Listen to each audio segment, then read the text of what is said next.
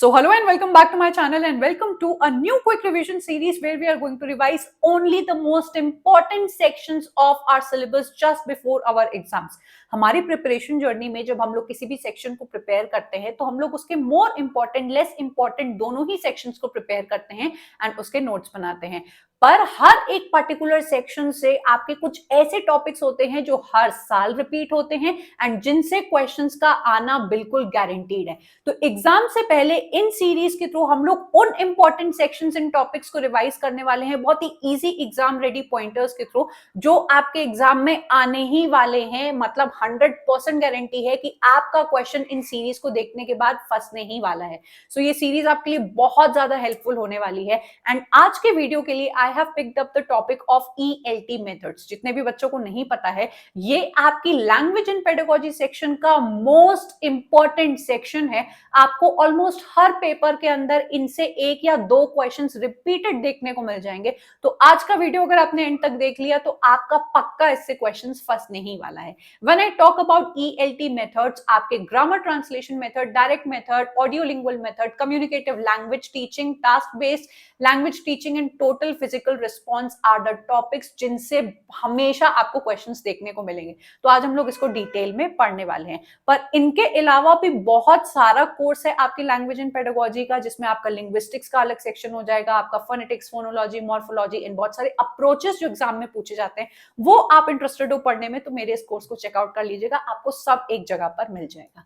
जब भी हम लोग किसी भी लैंग्वेज टीचिंग के बारे में बात करते हैं तो एक कॉन्सेप्ट आपको अच्छे से क्लियर होना चाहिए कि आपका जो लैंग्वेज वन होती है, जिसको हम लोग अपनी फर्स्ट लैंग्वेज या मदर टंग कहते हैं, उसे हम लोग नेटिव लैंग्वेज भी कहते हैं। मतलब बच्चा जब एक जन्म लेता है तो अपने आसपास की सराउंडिंग्स, अपने फैमिली, फ्रेंड्स एंड सराउंडिंग्स के थ्रू जो वो सबसे पहली भाषा को सीखता है उसको हम लोग बोलते हैं उसकी मातृभाषा, मदर टंग और द नेटिव लैंग्वेज। इस भाषा को सीखने के लिए हम लोग को बहुत एफर्ट्स नहीं करने पड़ते हैं एंड आप इजीली इसको अक्वायर कर लेते हो। लेकिन इस भाषा को सीखने के बाद जो आप सेकंड भाषा सीखते हो उसको आपको सीखने के लिए या लर्न करने के लिए बहुत सारे एफर्ट्स की नीड होती है। अगर मैं कॉमन एग्जांपल लेने की कोशिश करूं तो सपोज करिए लैंग्वेज वन आपकी हिंदी है, तमिल है, तेलुगु है, मलयाली है, पंजाबी है, बंगाली है, कोई भी है, तो ये आपकी मदर टंग हो गई। लेकिन जब आप एक दूसरी भाषा इसके अलावा या इसके बाद पढ़ते हो जैसे कि इंग्लिश, वो आपकी नई भाषा हो जाती है, सेकेंड लैंग्वेज हो जाती है। ग्रामर ट्रांसलेशन मेथड जो कि आपका ओल्डेस्ट मेथड माना जाता है किसी भी नई भाषा को सिखाने का, एक ऐसा सिंपल सा तरीका होता है जिसमें आप किसी भी नई भाषा को सिखाते हो आपकी मदर टंग का इस्तेमाल करके। मतलब अगर मुझे एक बच्चे को एप्पल सिखाना है तो पहले मैं उसको एप्पल नहीं सिखाऊंगी, पहले मैं उसको, मैं हिंदी का एग्जाम्पल ले रही हूँ, पहले मैं उसको बोलूंगी कि सेब, क्योंकि सेब बच्चे को अपनी लैंग्वेज में पता होगा, उसकी मदर टंग में उसने सेब क्या है वो जाना है एंड सेब के बगल में अगर एप्पल लिख देती हूं तो उसका कनेक्शन बैठने लगेगा। मतलब प्रीवियस नॉलेज से उसको न्यू नॉलेज मिलेगी कि अच्छा सेब को हम लोग इंग्लिश में एप्पल बोलते हैं। मुझे अगर उसको इंग्लिश में कैट सिखाना है तो पहले मैं उसको बिल्ली बताऊंगी एंड देन मैं उसको कैट इंट्रोड्यूस कराऊंगी। This is what we call grammar translation method. ये एक ऐसा मेथड होता है किसी भी नई भाषा को सिखाने का जहां पे आपकी मदर टंग का इंटरफेरेंस सबसे ज्यादा होता है। Please note my point dear students, जो भी मैं आपको यहाँ पे पॉइंटर्स लिख रही हूँ या बता रही हूँ वो आपके एग्जाम में क्वेश्चंस के थ्रू पूछे गए हैं, तो हर चीज को बहुत ही सीरियसली लेना एंड इस पूरे सीरीज को अच्छी तरीके से कंज्यूम करना। आपकी जो ग्रामर ट्रांसलेशन मेथड है किसी भी नई भाषा को सिखाएगी मदर टंग का इस्तेमाल करके, आपकी नेटिव लैंग्वेज का इस्तेमाल करके। इसीलिए इस पर्टिकुलर आपके मेथड को बोला जाता है कि ये आपका ओल्डेस्ट मेथड है एंड ये आपकी मदर टंग का इस्तेमाल करता है। इसके कुछ बेसिक पॉइंट्स हम लोग देख लेंगे, जो कि है कि ग्रामर ट्रांसलेशन मेथड का जो फोकस होता है वो होता है ट्रांसलेशन करने में। जैसे मैंने आपको दिखाया कि पहले मैं सेब बोलूंगी, फिर मैं आपका एप्पल बोलूंगी, मैं पहले बिल्ली बोलूंगी, फिर मैं यहाँ पर कैट बोलूंगी, मैं यहाँ पर मेज लिखूंगी, फिर मैं यहाँ पर टेबल लिखूंगी। तो through these things you can understand कि हर एक स्टेप पे ट्रांसलेशन चल रहा है from the native language to the second language that you are learning. और ये बेसिक प्रिंसिपल है आपकी ग्रामर ट्रांसलेशन मेथड का। ये जो आपकी अप्रोच यूज करती है वो रट्टाफिकेशन, मेमोराइजेशन ऑफ वोकैबुलरी का यूज करती है कि आपके सामने बहुत सारी ऐसी टेबल आपको पकड़ा दी जाएगी जहां पर एक साइड पे हिंदी, दूसरी साइड पे इंग्लिश लिखा होगा एंड बहुत सारे ऐसे शब्द आपको मेमोराइज करने के लिए दे दिए जाएंगे। तो आपका ग्रामर ट्रांसलेशन मेथड वो रूल्स के ऊपर काम करता है, रोट लर्निंग के ऊपर काम करता है, ट्रांसलेशन के ऊपर काम करता है। और इस टाइप के मेथड को हम लोग डिडक्टिव मेथड कहते हैं। ये भी आपके एग्जाम में एग्जैक्ट क्वेश्चन पूछा गया है कि ग्रामर ट्रांसलेशन मेथड कौन सी टेक्निक का इस्तेमाल करता है। This is deductive learning. इस बात को अपने नोट्स में जरूर से लिख लीजिएगा। इस पर्टिकुलर मेथड की स्ट्रेंथ है वो है एक्यूरेसी, क्योंकि आपने बच्चे को इतने सारे रूल्स रटवा दिए, उसको एग्जैक्टली एक भाषा में से दूसरी भाषा में एक वर्ड को क्या कहते हैं उसको रटा हुआ है, तो वो एक्यूरेसी वाइज बहुत ही करेक्ट होता है। ये आपकी strong reading skills and writing skill को डेवलप करता है, क्योंकि पूरा टाइम ये बच्चा रूल्स ही पढ़ता रहता है, रीड करता रहता है, रटता रहता है, तो उसकी एक्यूरेसी बहुत ही जबरदस्त हो जाती है। लेकिन इसकी जो वीकनेस है वो ये है कि बच्चा इतना रोट लर्निंग, रीडिंग के ऊपर ध्यान देता है कि उसकी इंग्लिश स्पीकिंग या फिर जिस भी सेकंड भाषा को वो सीख रहा है वो बिल्कुल टोटली जीरो हो जाती है, क्योंकि ये लोग फ्लुएंसी पे बिल्कुल भी ध्यान नहीं देते हैं। सिर्फ आपकी मदर टंग का इस्तेमाल करके नए नए शब्द आपको रटाते जाएंगे, ग्रामर आपके दिमाग में सिर्फ और सिर्फ ये रोट लर्निंग के थ्रू आप डालते जाएंगे। तो रीडिंग तो बहुत अच्छी हो जाती है, एक्यूरेसी बहुत अच्छी हो जाती है, आप ग्रामर की जो एरर्स है बहुत अच्छी पकड़ लोगे, but when it comes to speaking you will not be able to speak in your second language, क्योंकि इन्होंने फ्लुएंसी या फिर स्पीकिंग के ऊपर ध्यान दिया ही नहीं। तो ग्रामर ट्रांसलेशन मेथड आपको याद रखना है कि मदर टंग का इस्तेमाल करता है, ट्रांसलेशन मेथड यूज करता है, रोट लर्निंग एंड वोकैबुलरी को मेमोराइज करने पे बहुत ज्यादा ध्यान देता है, डिडक्टिव अप्रोच है, एंड ये आपको हर चीज मतलब रीडिंग एंड एक्यूरेसी आपकी इससे अच्छी हो जाएगी, फ्लुएंसी आपकी अच्छी इससे नहीं होगी। Coming on to the another method, direct method, जो आपकी ग्रामर ट्रांसलेशन मेथड के बिल्कुल ऑपोजिशन में है। इनका कहना है कि भाई you are making us learn a new language, तो तुम्हारी पुरानी लैंग्वेज का इंटरफेरेंस यहाँ पर क्या कर रहा है। तो डायरेक्ट मेथड आप याद रखिएगा एक ऐसा मेथड होता है जहां पर ये लोग बिल्कुल भी मदर टंग को इंटरफेयर नहीं करने देते हैं, no interference of the mother tongue. इनको अगर कैट सिखाना है तो ये आपके सामने कैट दिखाएंगे, एंड इंग्लिश में जिस भी भाषा में इनको जो भी चीज आपको सिखानी है, कैट सिखानी है तो कैट आपको दिखाएंगे और बोलेंगे कैट कैट कैट। आपको कैरेट दिखा के कैरेट कैरेट कैरेट करेंगे, means you think in this language, you talk in this language. आपको टोटल इमर्सिव एनवायरनमेंट दिया जाता है ऑफ योर टारगेट लैंग्वेज। याद रखिएगा कि जो सेकंड लैंग्वेज होती है उसको हम लोग टारगेट लैंग्वेज भी कहते हैं, एंड ये जो लैंग्वेज होती है हम लोग कॉन्शियस एफर्ट्स के साथ सीखते हैं। ऐसे ही हमारी नेटिव लैंग्वेज की तरह हम लोग को ये एफर्टलेसली नहीं आ जाता है, इसको सीखना पड़ता है। सो डायरेक्ट लैंग्वेज के अंदर if you are being taught English, the examples that will be given to you will be in English only, and there will be no interference of your mother tongue. Focus होता है इस particular आपके method का या approach का full immersion. आपको किसी भी तरीके का ट्रांसलेशन अलाउड नहीं है, टेबल को टेबल ही बोल बोल के आपको सिखाएंगे, मेज नहीं बोलेंगे, बिल्ली नहीं बोलेंगे, no interference of your mother टंग।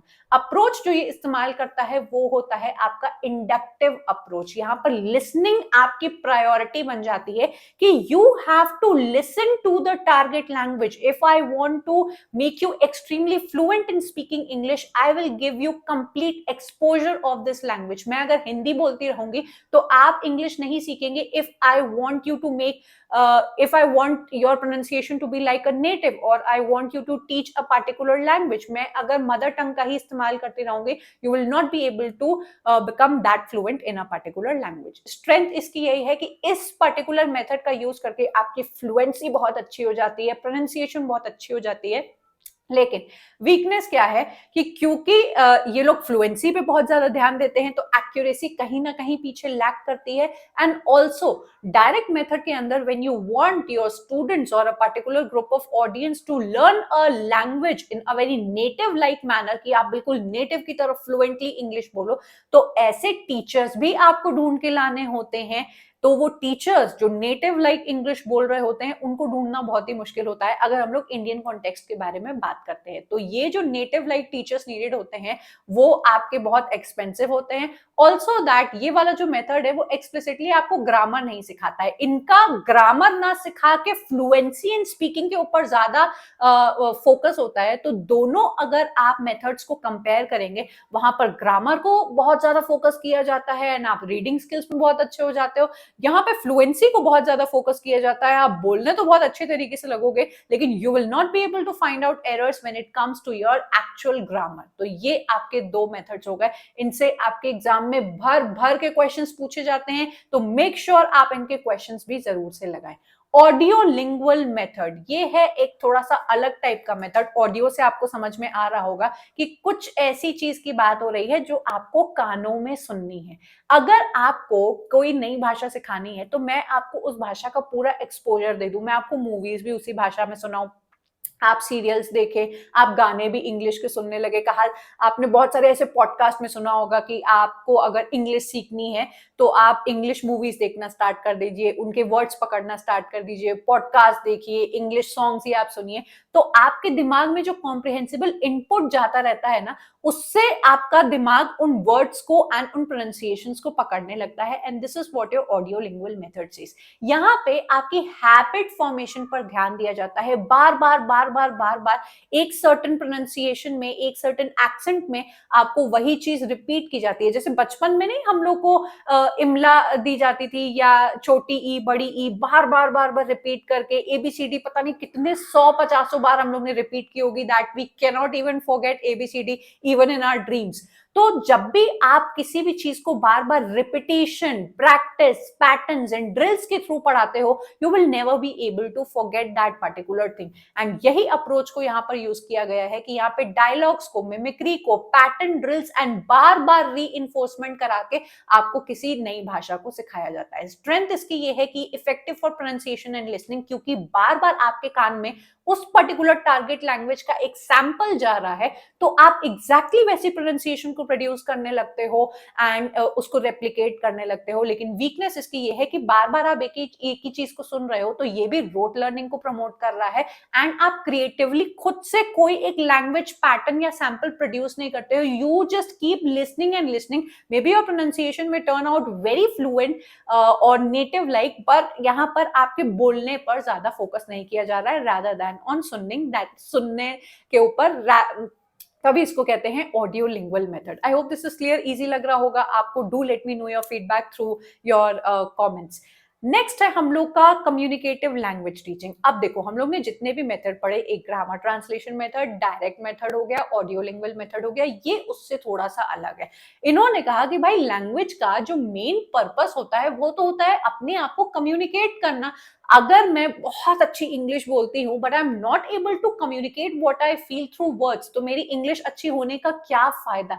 तो ये लोग grammar, rules, pronunciation and accent पर इतना ध्यान नहीं देते हैं, rather than on real life communication. आप जब किसी से रियल लाइफ कम्युनिकेट करते हो तो आप ग्रामर के रूल्स तो नहीं गाने लगते हो, या फिर आप बहुत ही अच्छी प्रोनाउंसिएशन या फ्लुएंसी के साथ बात करो ना करो, फर्क नहीं पड़ता है। You must be able to communicate what you actually want to say through the use of language. And communicative language teaching नई भाषा को सिखाने का एक बहुत ही इंटरैक्टिव अप्रोच होता है, जहां पर आप कम्युनिकेट करते हो अपनी वट एवर यू फील।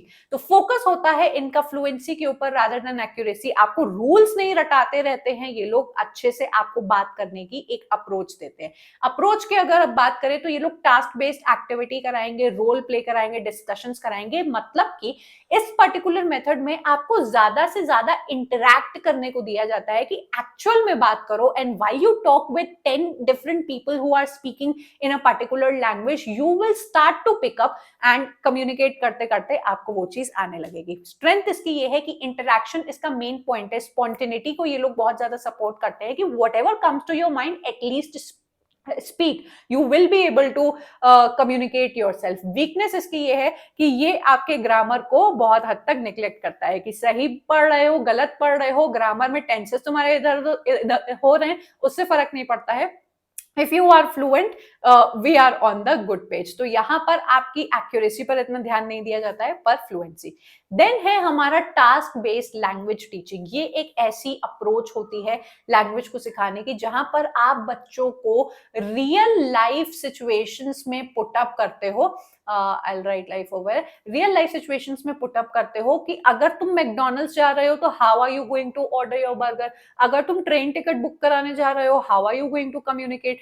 तुम एक अच्छे शोरूम में जाके you are buying a bag और you buying clothes for yourself, how you going to ask for the discounts और द करंट जो भी डिस्काउंट या ऑफर्स चल रहे हैं। तो ये जो रियल लाइफ सिचुएशंस में हम लोग अपनी लैंग्वेज का यूज करते हैं, उसको आपके क्लासरूम में रेप्लिकेट किया जाता है। बच्चों को ऐसे टास्क दिए जाते हैं कि आज तुम एक मैकडोनल्ड्स वाला पूरा सिनेरियो क्लास में बनाया जाएगा, किसी को कैशियर बनाया जाएगा, कोई कस्टमर बनेगा, वो आपका ऑर्डर प्लेस करेगा, तो how are you going to place the order. इस तरीके से बच्चों को नई मतलब ये नई भाषा का एक्सपोजर दिया जाता है rather than just giving them rules. तो ये जो आपका मेथड है फोकस करता है language learning through meaningful task. भाई हम लोग को स्कूल्स में कभी भी रियल लाइफ सिचुएशंस में कैसे इंग्लिश को यूज करना है नहीं सिखाया गया।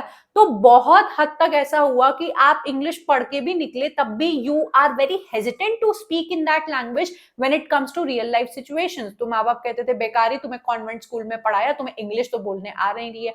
बिकॉज इंग्लिश हम लोग के स्कूल्स में ग्रामर के थ्रू टेस्ट दिए जाते थे, वो सिर्फ हम लोग रट रहे थे एंड एग्जाम पास कर रहे थे। We were not given real life situations where we could actually express ourselves and then there was no teacher to tell us और टू कि आप गलत बोल रहे हो, सही बोल रहे हो, this is how you should speak when you go outside. तो ये सब हमें नहीं सिखाया गया।